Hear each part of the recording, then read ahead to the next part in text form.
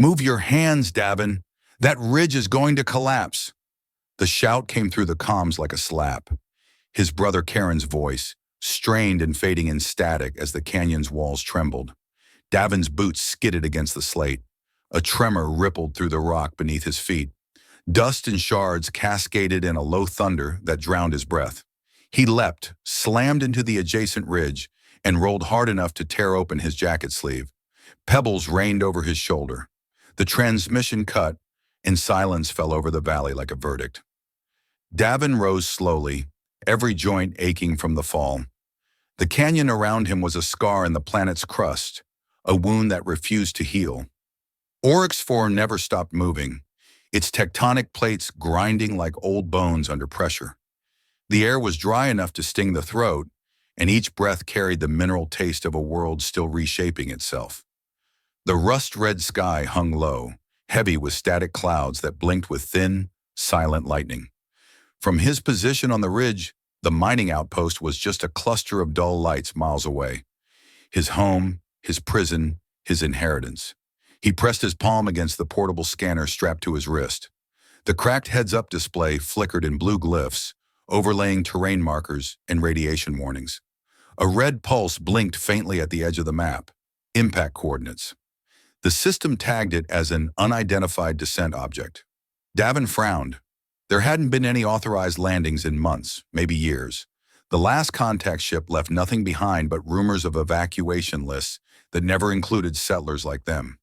He squinted across the valley where a faint column of smoke, or maybe vaporized dust, twisted upward. Even from this distance, he could tell it wasn't a meteor. Too slow on entry, too controlled before it broke atmosphere. Whatever came down wasn't natural. He started toward the signal, boots crunching against the dry terrain. Wind pressed against his back, pushing him forward with short, impatient bursts. His pack bounced against his shoulder. The rifle strapped across his spine felt heavier than usual, like it shared his hesitation. Karen would have told him to leave it. "If it's burning, it's not your problem," his brother always said. But Karen wasn't here. The mining shift had taken him south 2 days ago, leaving Davin to maintain the outpost sensors. That meant every sound, every vibration was his responsibility until someone returned.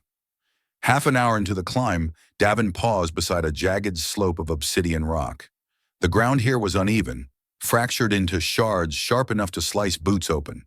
A faint, rhythmic thud vibrated through the surface, deep and distant, like something large moving underground. He crouched, pressed a gloved hand to the ground. The tremor stopped. The silence that followed was worse than the noise. Oryx 4's predators moved quietly when they were hunting. He picked up speed, staying low as the ridge slanted toward the north basin. Smoke thickened, tinged with a dull chemical haze. His eyes watered from the grit as he approached the crash site. What remained of the vessel jutted from the earth like a spear, half buried, hull blackened and fractured. Saban markings etched in alien geometry glowed faintly across the panels. The Savan were explorers, sometimes traders, sometimes ghosts that drifted between frontiers. Humans weren't supposed to see them planetside. Davin circled the wreck, shards of alloy scattered in a wide radius. Some pieces still steamed in the cool wind.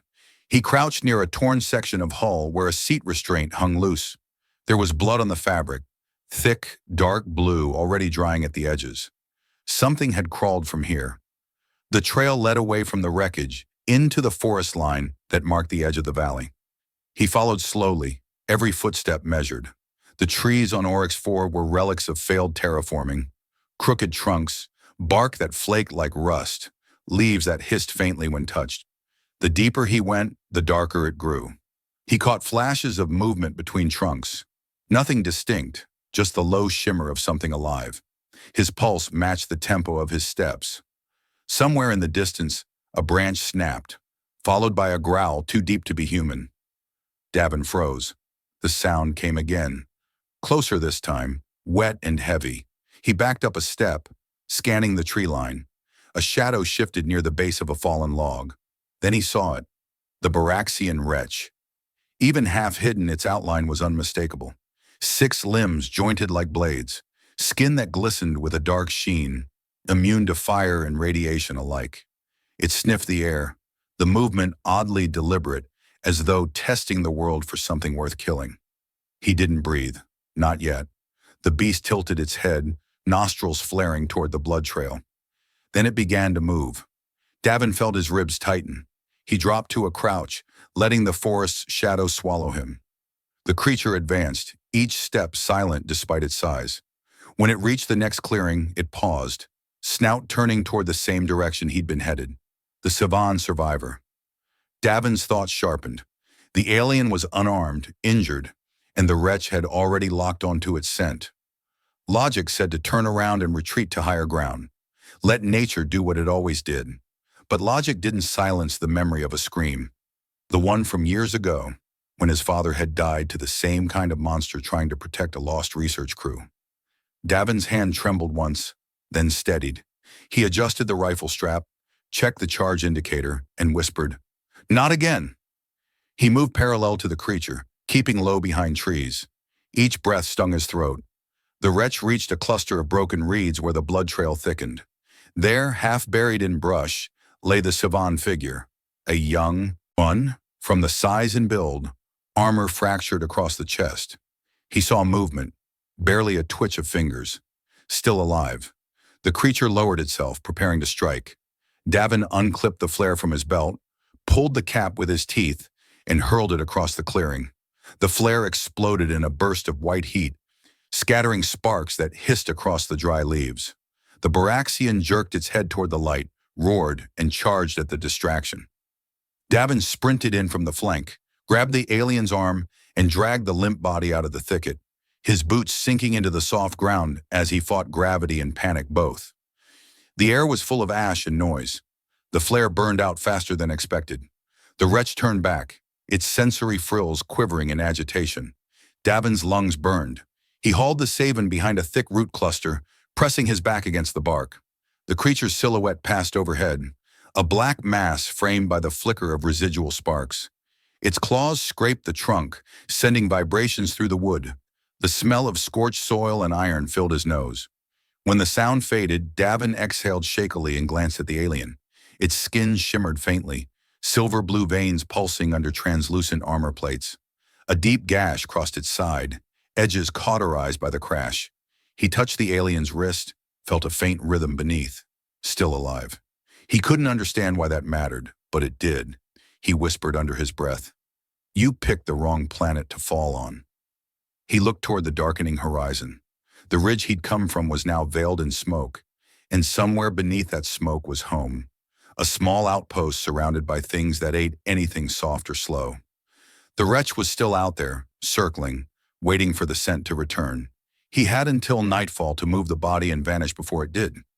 The wind shifted again, carrying the dry taste of dust and something else, ionized air from the flare's residue. It made his eyes water.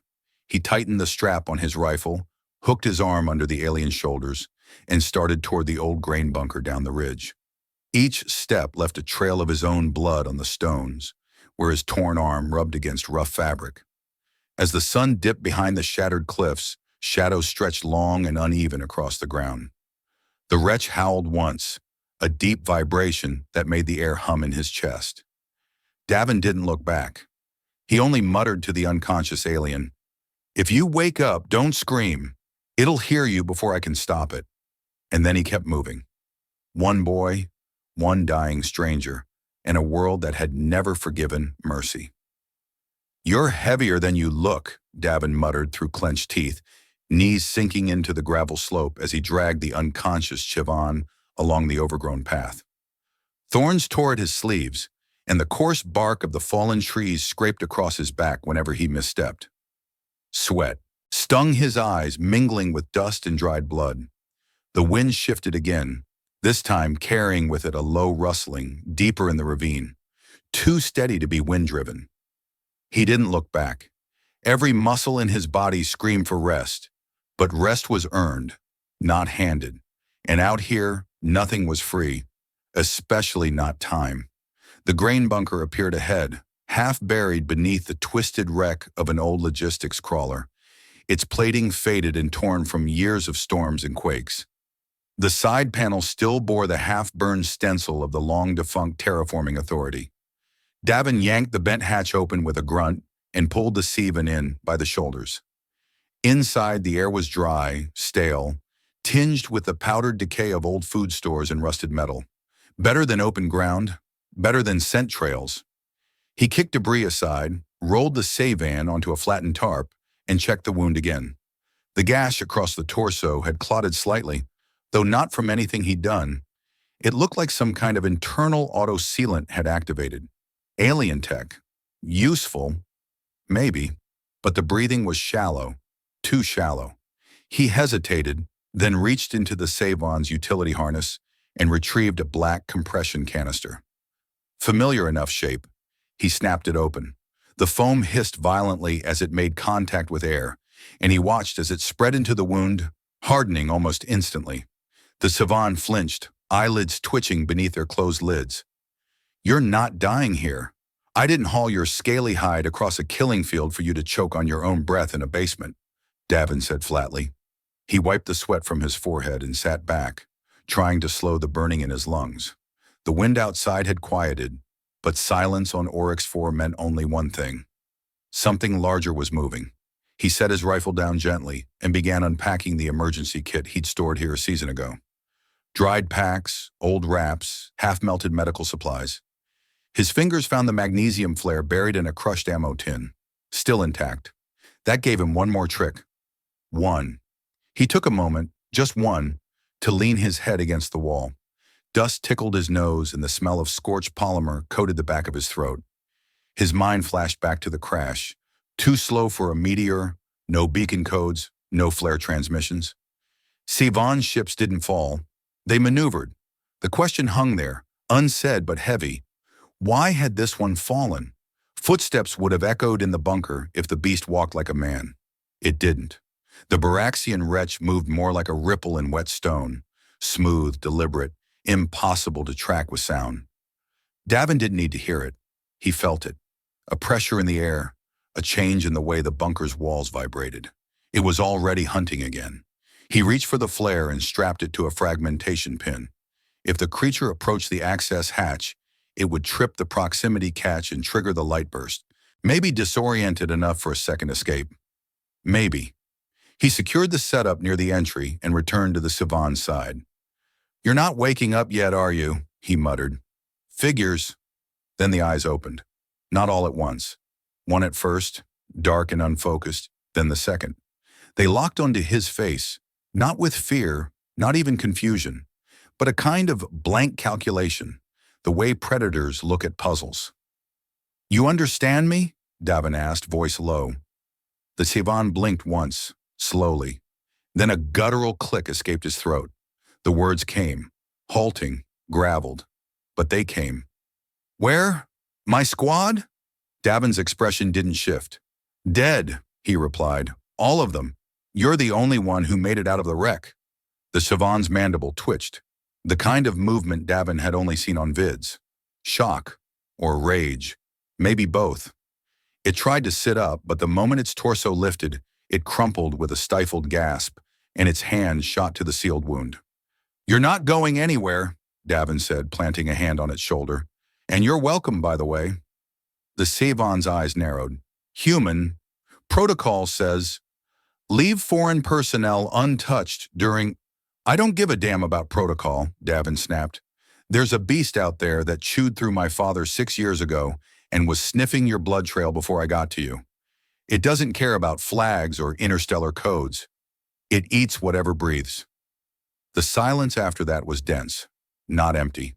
The alien lay back slowly, staring at the ceiling like it didn't belong to either of them. The air between them turned heavier, not with tension, but with something that felt older, shared, even if unspoken. The Sevan finally spoke again. "You risked yourself for a stranger." Davin snorted, eyes flicking to the hatch. "Didn't do it for you." "Then, why?" He didn't answer right away. His gaze lingered on a crack in the far wall, the way wind filtered through in thin, choking strands. "Because someone did the same for me once. He didn't make it. So now I get to decide if it was worth it." The Savon was quiet after that, still breathing, still watching. Davin stood and began clearing the floor space again, dragging old crates against the walls, reinforcing the entry point.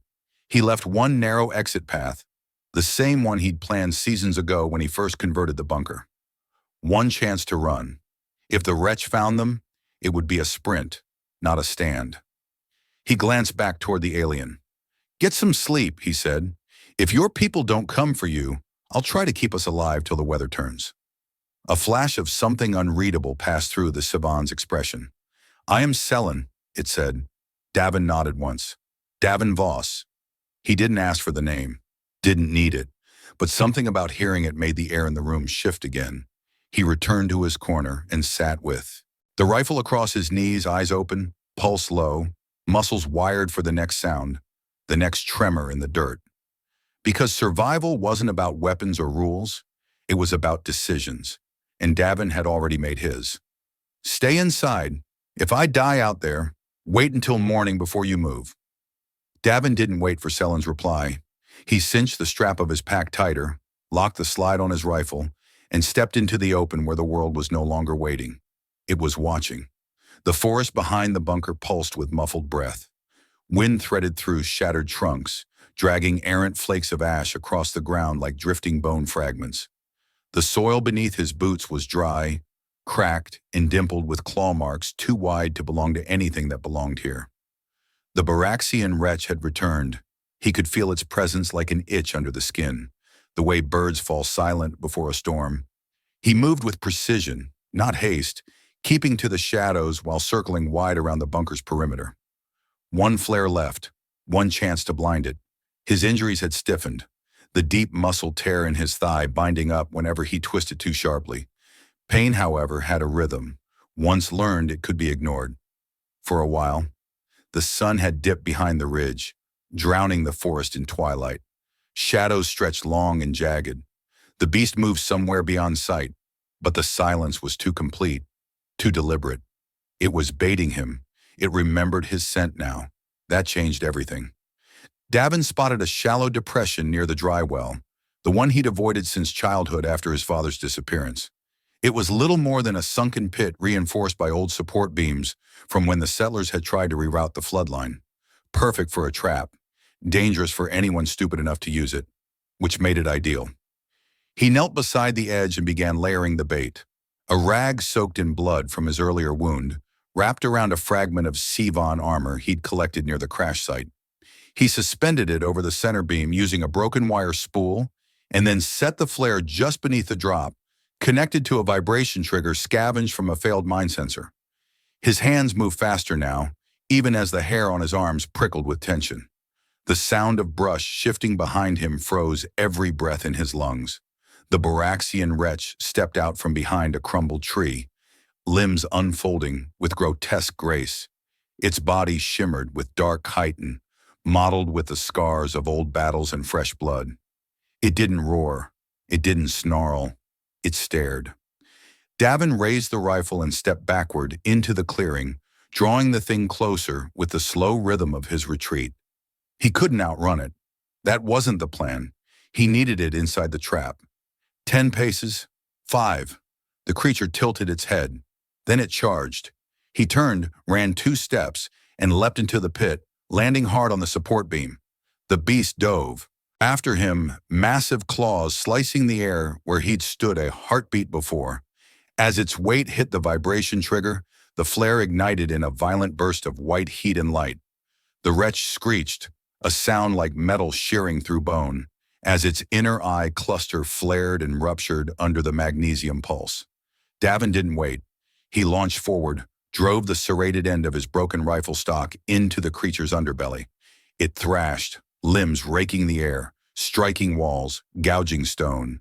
A claw caught his side, ripped through jacket, skin, and flesh. His vision swam. He felt blood pour hot down his ribs.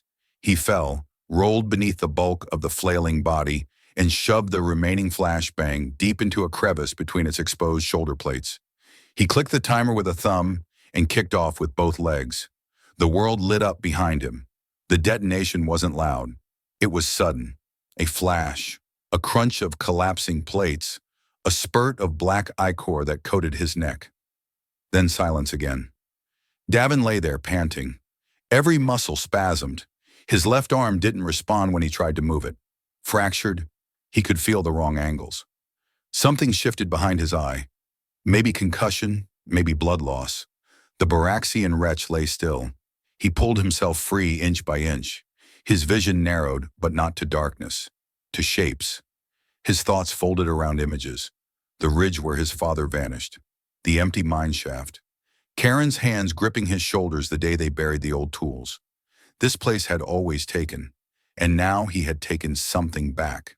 When he finally staggered to his feet, one leg trailing behind like dead weight, he looked down at the twitching mass of what used to be a predator. Then he turned toward the bunker, blood leaving a trail behind him in sharp drops that soaked the gravel. The forest didn't speak. It never did. Each step toward the bunker was heavier than the last. When he reached the door, he didn't knock. He fell against it. It opened. Salen stood, barely, clutching the wall with one arm, a length of rebar in the other. His face registered something between recognition and disbelief. They stared at each other for a breathless moment before Davin dropped to one knee, and then the floor. "I kept it off you," he said. "For now." Then darkness took him. "Do not move him. His chest is collapsing." The voice came clipped and filtered, spoken in Savan command dialect. Somewhere beyond the haze, Davin heard footsteps. Not his own, not Syalen's. These boots were clean, too clean for Oryx Swerer's grit. Shapes passed through the blurred edges of his vision, armor patterns he didn't recognize, light silver plating with dense ridges, then blackness again, heavy and full of weight. The next time his eyes opened, light poured in through a curved surface above him. Thin, pale blue, artificial, sterile. He was inside a Savan evac pod. The air was sharp with disinfectant polymers, and mechanical ozone from the med gel still caked across his ribs. He coughed once, a sharp tearing motion that made the skin beneath his collarbone flare with pain. Across from him, two figures stood near a heads-up display that flickered with live telemetry and bioscans. One of them wore the insignia of a Savan field medic. The other had no insignia at all, only a deep scar across his throat and an expression that made Davin feel like a specimen under glass. "He's awake," the medic said. "Pulse irregular, but stabilizing." Davin sat up slower than instinct demanded. His torso felt like a cracked crate held together with friction tape and threads. A medical wrap stretched across his midsection, and every breath forced air through tight resistance. Selen wasn't visible, but the scent of alien blood still lingered faintly on the air. "Where is she?" he rasped. The scarred one approached. His voice was dry, formal, unbending. "Selen is alive. She is recovering under controlled observation. You, however, are not under observation. You are under scrutiny." Davin met the man's gaze without flinching. "You're welcome." The Savan didn't react. "You interfered with a restricted crash zone. You killed a Baraxian, an act forbidden in contested territory. You transported an injured foreign operative across a Class 3 biome without request for Alliance clearance. Explain." "I saw her bleeding in the dirt," Davin replied. "Then I saw the thing that was coming for her. I made a choice." "A choice," the officer echoed. "You understand what that creature was? What it means to our culture?" "I understand what it can do. My father died trying to protect 3 stranded researchers from one. I wasn't going to let it take another person apart while I stood and watched." The medic shifted slightly, as if uncomfortable with the silence that followed. The officer turned, activated the laser plasma panel, and brought up footage. Grainy, time-stamped, captured from a scout drone above the bunker. The image showed Davin in the clearing, backing into the dry well. Then the detonation, the body, the blood trail. "We observed," the officer said quietly, "but we could not have predicted. You didn't run. You didn't call for assistance. You walked into its teeth and came back with scars." "I didn't come back," Davin said. "I crawled." A pause. "Name?" "Davin Voss, Colonial Outpost Worker. No military tag, no diplomatic registry. You had no orders. No chain of command either." The medic whispered something to the officer, who nodded once. then exited the pod without another word. Davin sagged back against the gel lining, jaw tight. The lights dimmed briefly. Then the wall to his left shimmered and retracted. A new figure stepped in, older, taller, wearing layered armor, not for function, but for command presence. His hands were clasped behind his back. His eyes were not, Saban standard gray, but dark bronze. Scarred, Chief Adrek Siluan. Davin had seen images once. Archived shots passed through encrypted broadcasts, used as training vignettes for diplomacy scouts. Siluan had brokered 2 war dissolutions, 1 planetary quarantine, and had once walked alone through an irradiated zone to retrieve a fallen envoy's remains. Davin didn't know whether that made him brave or calculating. "I've reviewed the full log," Siluan said. "I've spoken with the retrieval scouts. You refused evacuation. You refused sedation. You kept Selin alive without access to her command band. You repaired her armor seal with human thermoplastic." Davin didn't respond. "You made contact without guidance." "I didn't make contact," Davin said. "I dragged her out of the dirt." The chief studied him. "There are many in my command who believe you should be charged with unauthorized engagement. Many who view the death of the Baraxian as a spiritual transgression. Others see tactical benefit in what you've demonstrated. Not valor, adaptability." "So which are you?" Davin asked. "Priest or pragmatist?" Siluan's lips twitched, something that might have been a smile or a reflex. "I am someone who understands symbols," he said, "and stories, and the power of a decision made without certainty." He stepped closer. "Would you agree," he asked, "to participate in a trial? A survival pairing, 1 Savon, 1 human, in the wild zone, monitored, unassisted, 30 days. Davin stared. "Why?" "Because others need to see what I saw," Siluan replied. "Not the beast, not the blood, the choice. If humans and Savon are to share operational ground, we need proof of intent that doesn't come from command channels. You gave us that proof. Now I want others to watch it unfold." Davin exhaled through his nose. The ribs still ached. "I assume the Kavan you're pairing me with is Salin." Siluan nodded. Davin closed his eyes, let the silence stretch. "When do we start?" The chief's boots echoed once across the deck as he turned. "You already have. Pick up your side or we both starve." Davin's voice cut through the thick foliage as he adjusted the weight of the freshly killed Tresthorn draped across the branch they'd repurposed as a carrying pole. Selin didn't respond immediately, but the pressure on her end increased, lifting her half of the load higher. Sweat trickled from his scalp down his back, the coarse fabric of the survival suit sticking to his ribs like wet bark. The air in the wild zone was thick with moisture, laced with the scent of crushed fern pollen and the faint sting of copper-rich clay exposed from recent flash floods. The 2 of them had been dropped into the wild zone with little more than bare-bones packs, limited tools, and no access to real-time satellite feeds. Savon and human authorities were observing remotely, but interference patterns on Oryx 4's lower hemisphere made data patchy by design. The exercise wasn't about tactical superiority, it was about cohabitation under pressure, about testing the theory that 1 human and 1 Savon, placed in a volatile kill region, could survive without command structure, or die proving otherwise. Their camp was barely a scrape on the jungle floor, woven tarp fastened between 2 root-hewn monoliths, fire pits surrounded by scorched stone, and a rudimentary alarm perimeter made from broken drone parts. It wasn't beautiful, but it hadn't failed yet. Davin dropped his half of the carcass beside the pit and wiped his forearm across his mouth. The salt tasted like old wounds. "You cut. I'll start the fire," he said, crouching to retrieve the magnesium striker from the cache rock.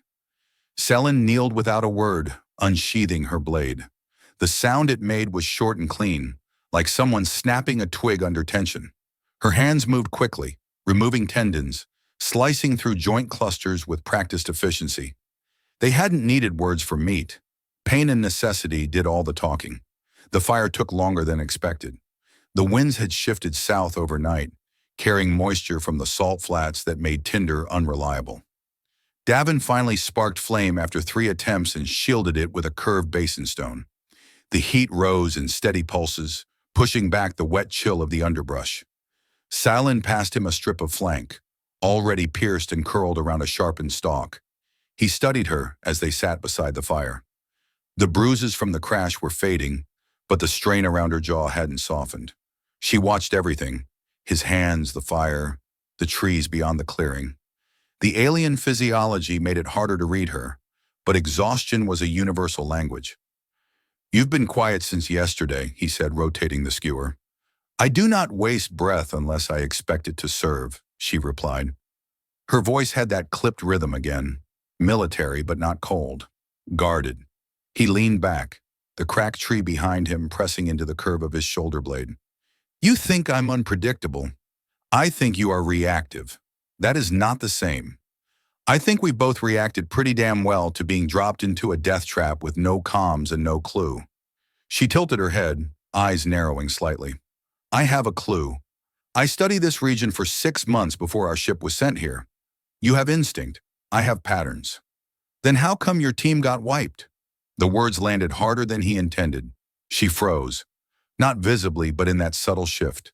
Shoulders tightening, breath caught just a fraction too long. He regretted it instantly, but didn't take it back. "I ask myself that same question," she said finally. "I replay the data, but the variables don't align. We had fail-safes. We had route mapping. Something changed after impact. The zone woke up." Davin tossed the finished skewer to the dirt. "It always wakes up. This planet hates silence." Salen glanced toward the canopy where thick-leaved vines swayed without breeze. She didn't argue. Later, they scavenged for potable water near a granite basin formed by years of acid rain runoff. Davin lowered the field filter into the pool, while Selen checked the perimeter with a Sevon triangulator made from salvaged nav equipment. The device blinked erratically, struggling against the interference zones. "We're in the center of a migratory web," she said. "If the wretch wasn't the apex here, something else is. Something mobile." Davin handed her a canteen. "Then we keep moving in wide arcs. Nothing straight, nothing predictable." She accepted the water, nodded once and said, "That sounds like instinct again. Call it colonial experience." They returned to camp before sunset, and as the temperature dropped, the ground began to crackle beneath the frost-threaded roots.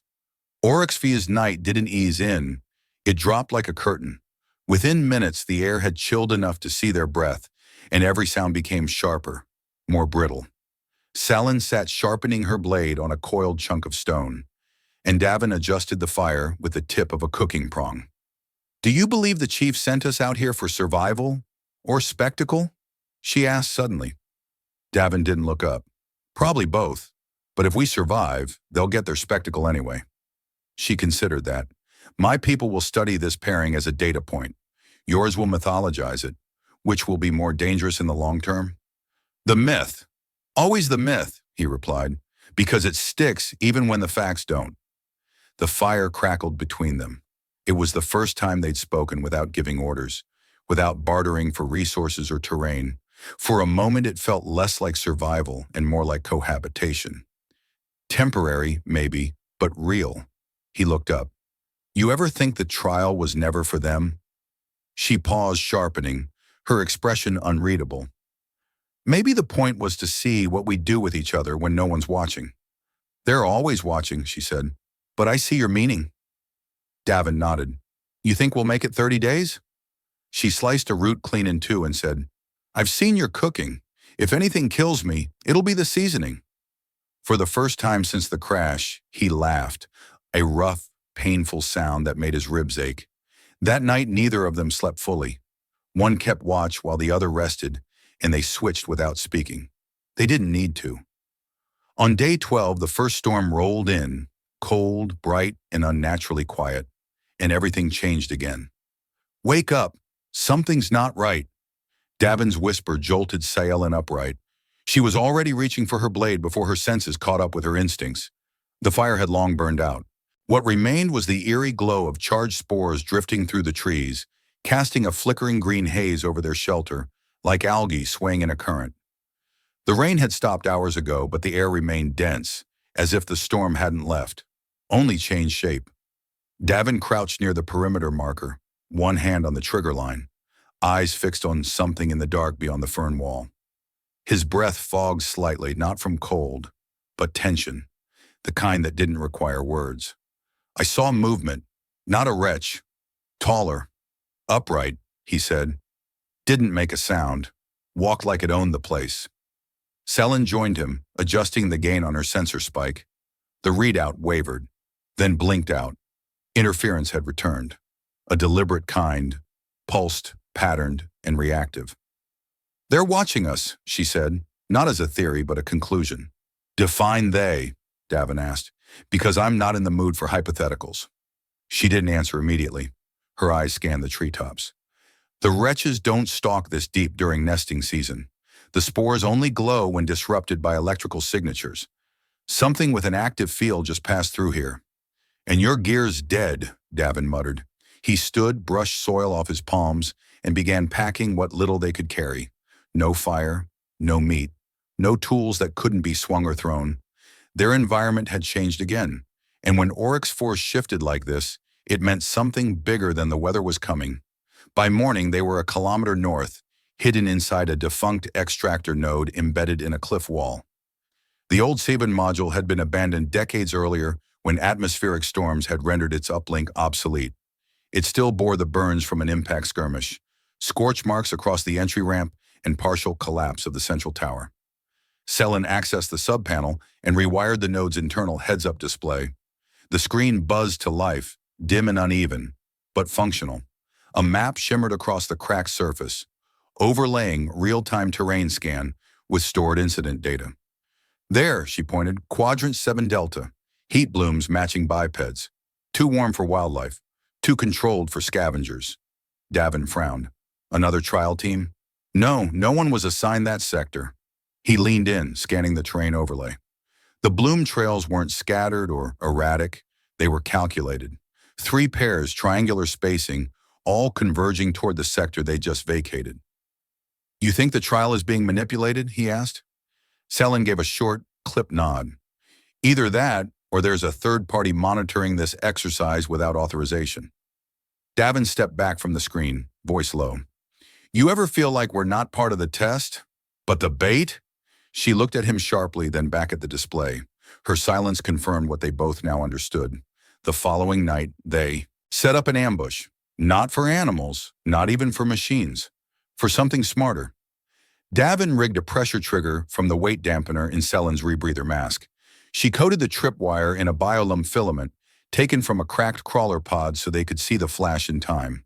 The trap was simple, crude, but it wasn't meant to kill. It was meant to reveal. They waited, silent, buried beneath brush and mineral plates beside a flooded creek bed. Each took turns holding their breath as wind pushed heavy clouds across the canopy, reducing visibility to little more than shifting silhouettes. It was Sayellen who saw the first glint. Upper ridge, half a click up, reflected light bouncing off a shoulder plate, angled, not uniform. Not Chavan standard, not human issue. Davin didn't speak. He raised one hand and clenched it twice, their signal for imminent contact. A figure moved, then another. Their gait was unnatural, too fluid, too calculated. Their heads scanned the terrain with mechanical rhythm. Then one of them stepped into the trip zone. The filament lit for half a second. The figure stopped instantly, froze. Not out of confusion, but calculation.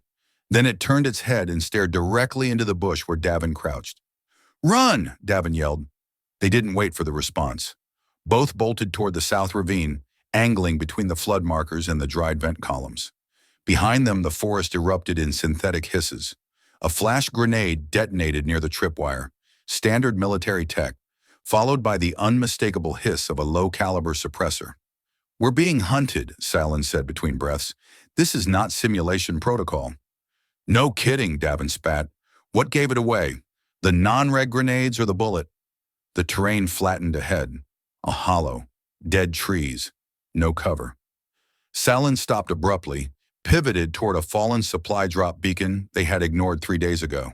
It had appeared dead at the time. Now it was their only chance. They dove behind the crate as rounds punched into the soil around them, snapping roots, sending dust clouds into their eyes. Davin crawled forward, pried open the crate's seal with a pry bolt, and pulled free the contents. Inside, 2 standard plasma shears and a dermal foam pack. He tossed one to Sayellen. You know how to bypass the charge delay? She answered by slamming the unit against a flat stone, bypassing the startup sequence. The shear lit with a low growl, its blades shimmering violet across the air. They waited. Not long. The first attacker came into view, a tall, armored figure with no identifiable insignia, visor tinted dark red. It raised a rifle. Sayellen lunged low, slashing behind the knee. Sparks flew. The figure buckled. Davin rose with a full swing and drove the blade across the torso. Armor cracked, and the body dropped with a mechanical hiss. No blood. Drone? He asked. Selin knelt beside the wreck, pulled back the neck. Guard, exoshell, biofeedback mesh. This thing isn't autonomous, it's remote piloted. Davin's voice went flat.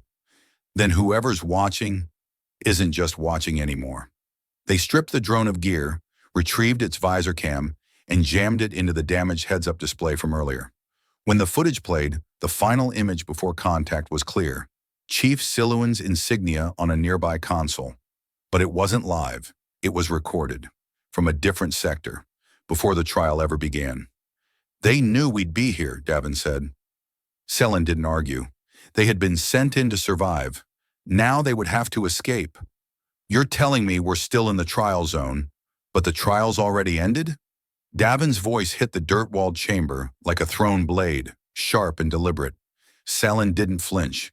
She stood beside the ruined control pillar inside the abandoned uplink station, fingers stained with cable soot and gloveless from rerouting scorched circuits.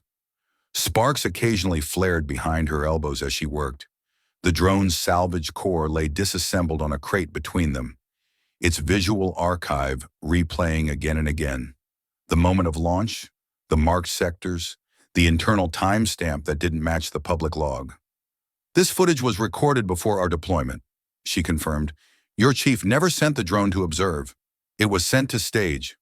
Davin paced, each bootstep kicking gravel. His pulse hadn't slowed since the firefight. It hadn't even dipped during the dismantling. Something inside him had locked in place since they watched the drone crumble, like a fuse waiting for flame. They lied to both sides, he said. This wasn't a test. It was a narrative. Selin turned, holding the drone's memory module between thumb and forefinger. We are being made into something. A myth, as you called it. He stopped walking. The room was dim, shadows shifting from the external motion lamps rigged by the station's emergency failsafe. Dust danced in the air, a reminder that this place hadn't been touched in decades, not until someone decided to make them its stage. What happens when the story's already been written? Davin asked. Selin slipped the module into the uplink socket and activated the playback on the cracked heads-up display mounted to the pillar. A transmission loaded, then froze. Chief Siluan's face, not in command regalia, but in neutral civilian garb. His voice echoed out, flat and calculated. If Subject Voss survives contact and maintains cohesion with Selin, escalate narrative deployment, Phase 2. Fabricate exothreat, orchestrate cooperative kill, extract both under hero frame. Schedule propaganda release on Seven Stream Tier. Human command to receive leak footage via diplomatic courier 2 days post-trial. Davin stared. The cold was no longer in the air. It had settled under his ribs. So we were meant to survive, he said quietly. They weren't testing anything. They were filming. Selin removed the module. Control doesn't want partnership. They want submission dressed as unity. He approached the console slowly, knuckles white around his rifle sling. Then we give them a different ending. She turned to face him fully. There's a signal repeater just west of the dead crest. If we can reach it, we can uplink this entire sequence to open net relays. No filters, no command curation. That gets us branded as insurgents, Davin said. Treason, exile. Or, Selin replied, the only ones telling the truth. They moved quickly. At dawn, they crossed 2 kilometers of fractured terrain, hills gutted by wind erosion, caves collapsed under seismic shifts, and insect hives swollen with toxins. They avoided all of it, sticking to the ravine's inner lip, where visibility was poor, but cover dense. The repeater tower came into view around midday, black, skeletal, and humming with latent current. Davin moved first, scanning the perimeter for drones. Selin climbed the access ladder, slipping the module into the uplink bay with one gloved hand while the other covered the relay sequence. It took 36 seconds to route the broadcast into a blind relay loop. 36 seconds during which Davin counted 5 movement triggers from tree line sensors. "We've got incoming." She didn't stop. 2 more seconds.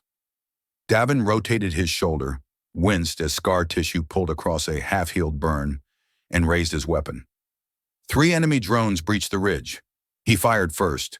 The round slammed into the lead unit's optical feed, spinning it sideways. Selin dropped behind the panel, pulled her backup pistol, and fired in tandem with his rhythm. Cover fire in alternating angles. The uplink confirmed. Transfer complete. "Go!" she shouted. They fell back toward the canyon, reloading mid-run. Plasma rounds cut through bramble, lighting up brush like dry tinder. Their feet hit stone, dust rose, and the forest behind them erupted in drone chatter, half language, half noise. When they finally reached the hollow behind the ridge, Davin collapsed against the stone, breath ragged. "Think it got out?" "It did," Salin said, checking the visor feed. One of the relay nodes pinged back. "Global OpenNet. They can't shut it down now." Davin looked up at the sky. "So now everyone knows." "Not everyone will believe," she said, "but enough will ask questions." He pulled his canteen, took a shallow drink, then passed it over. "Then it's not a trial anymore. It's evidence." "And us?" she asked. "We're the anomaly," he replied, "which makes us a liability to both sides." Selin leaned back beside him, resting the pistol on her lap. "There's a word in Siobhan," she said. "Taishara. It means the wrong tool that did the right job. That's what they'll call us." Davin smiled through the exhaustion. "We've been called worse." They stayed there a while. 2 soldiers neither side could claim, watching a lie unravel across 2 species from the dirt that was never meant to be home. And somewhere, the story changed. "Get your boots on. We've got movement on the ridge," Davin said without turning. The morning light was creeping through the cracks in the outcropping, casting jagged rays across the ruined repeater module. Selin was already up, tightening the strap of her chest harness, the same one that had nearly been shredded when the first drone exploded. They hadn't spoken much since the broadcast. Not because there was nothing left to say, but because every word now had weight, consequence, implication. Davin scanned the upper incline through the rifle's scope. What he saw wasn't a patrol or a search team. It was an armored procession. 6 figures, heads uncovered, weapons holstered, Sivan diplomats, flanked by human officers wearing expeditionary uniform. Clean, new, untouched by the jungle's scars. One of them was Chief Siluan. "They're walking in clean," Davin muttered, "which means they think this is over." Selin stepped beside him, not blinking. "It is, just not the way they planned." They stepped out together, slowly, visibly unarmed.